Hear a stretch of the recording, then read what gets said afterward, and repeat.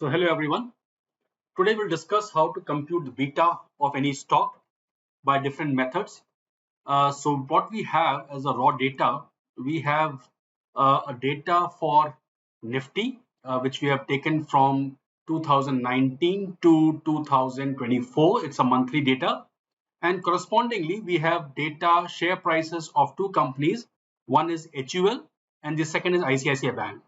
Now, what we have to do here is we have to compute the beta of HUL and ICICI Bank by different methods, and we'll see how we can compute beta by different methods and how we can interpret these values. So first of all, let me compute the monthly return. That's very simple. We'll find the change which has happened, which is new minus the original divided by the original. That's the return, monthly return for Nifty. I'll drag this for the entire period. I'll drag this for HUL and ICICI Bank. I'll put it down here. So that will give me the monthly returns for HUL and monthly return for ICICI Bank. Now, first thing, let's understand how we can compute this. And for that, if I open my just right screen and next to the theory part, if I look at how we compute the beta, beta is basically nothing determined through a regression line. So regression line has to be plotted between return of security against the return of the market. So this is what the beta is to compute it, and this is the error term. So if I look at this, this is nothing, it's a slope. Beta is nothing, it's a slope of a equation, line equation, which is nothing, it is equal to y is equal to c plus mx. So this is nothing, it's a slope.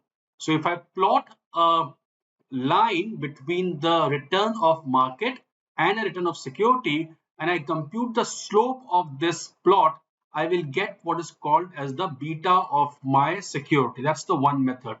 That's the method with it means I use simply a slope command in the Excel, and I should get the slope of this regression equation, which is nothing, it will be the beta of the stock. That's like number one.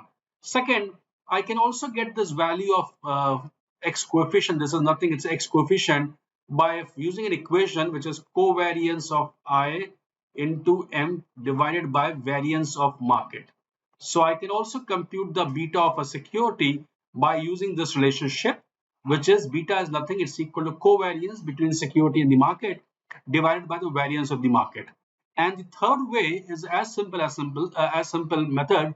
You just do the regression, run the regression again of return of security against the market, and in the regression model, whatever is the coefficient of this regression market coefficient will represent the beta. So what we will apply all the three methods in doing this. So let's go to our Excel sheet to do this. So I'll go to the Excel sheet and I'll first do this. First, let's assume I'm doing for both HUL and ICICI Bank. So I'll first apply what is called as I'll compute the slope. So let me compute the slope command. By using a slope command, I should be able to get this. In the slope command, we have known y's. Y's is your dependent variables. In the equation, the dependent variables was the return of securities. So from here, HUL till here, this is my dependent variable, and my independent variable will be the market. Market in this case will be Nifty. So I can just write this E3 colon E64.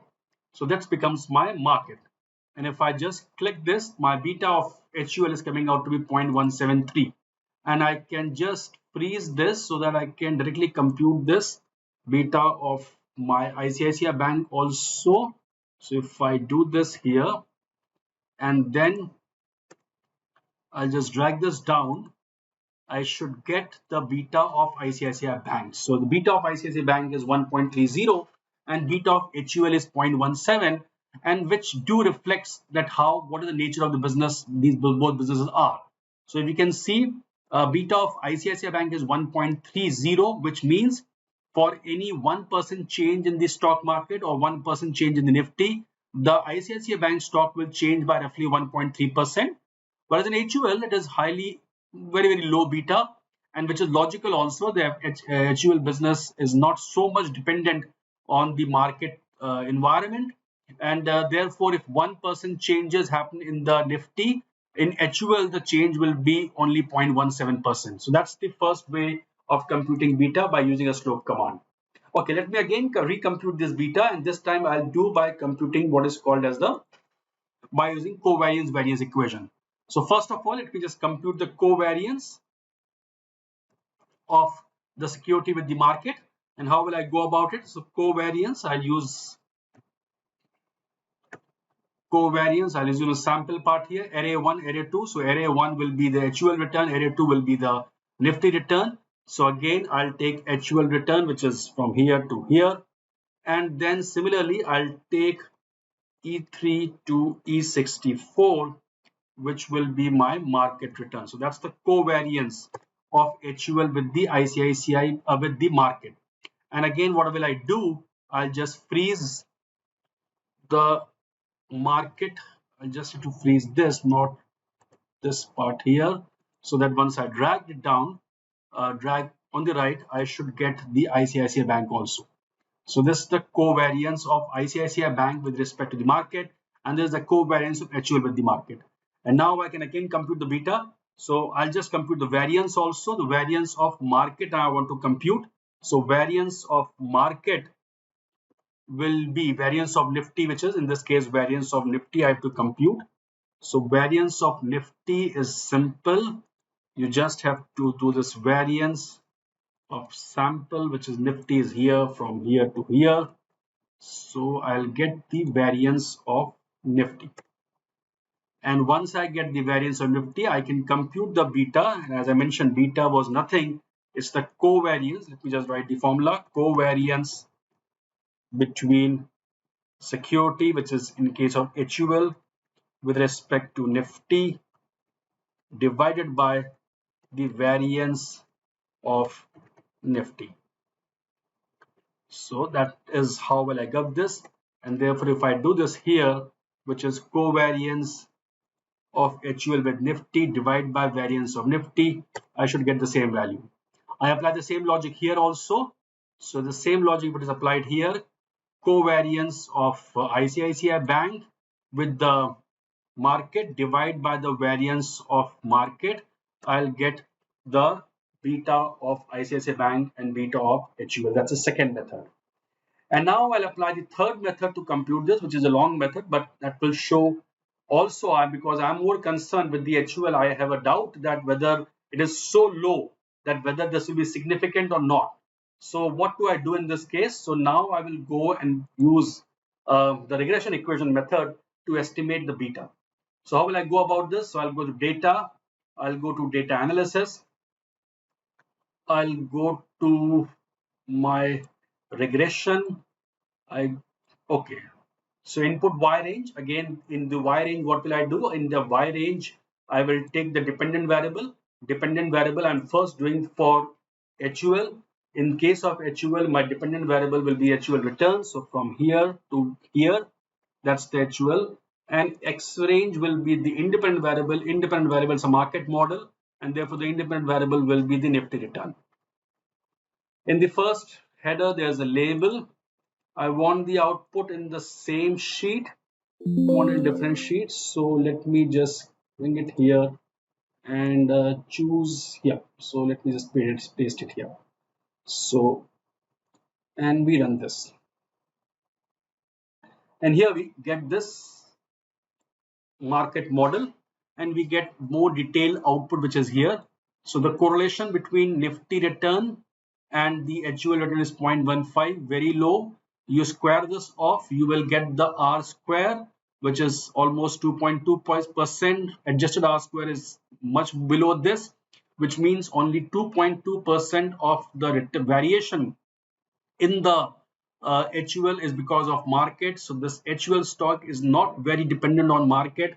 The systematic risk in this HUL is very, very low. The market factors are not affecting the performance of HUL, and which is rightly so. HUL is in the business of FMCG. They are not too much dependent upon the market scenario. And what I was observing it here is the beta is same. That's the same value which I'm getting here in all the three model. But what I'm seeing here is it's a p-value is 0.24. That means it is not at all significant. So we can say that this beta is not significant value. So we can very safely say that even though beta is 0.17, very low also, but this beta is not significant. That means say that the HUL is not dependent too much on the market condition. So this was for HUL. Now let us look for ICICI Bank. So again, I go back to the same thing. I go to data analysis. I go to regression. Okay, and I'll change only one thing this time. Instead of HUL, now I'll take ICICI Bank. ICICI Bank is in G column, so I'll just replace this F by G. So that's the only thing which I have to do it now. I'll replace this by G. The rest thing remains the same. I want my answer table also on the same sheet, so I will just take this here. And here we go. And what we observe, first of all, 1.308, same value as we have got here. So same data. So third method of computing beta, but this time a very high degree of correlation, 0.81. And if I square this, I get 0.67. That means 67% of the variation in ICICI Bank stock is because of market condition. So I can explain now that in ICICI Bank, it's a banking stock. Banking stock are too much dependent upon the market conditions, and therefore we see that ICICI Bank, the systematic risk is very high. 67% of the variation in the ICICI Bank stock is because of market. And what is also more important, we see that beta value now is coming out to be significant. It's almost zero, and we can say that beta is significant. 1.308 means a 1% change in the Nifty will bring about 1.3% change in the ICICI Bank stock. So this is how we compute the beta and how will we interpret the beta. We will discuss much more in detail in the later videos. I hope we are making sense that how we are able to compute the value of the beta. Thank you very much.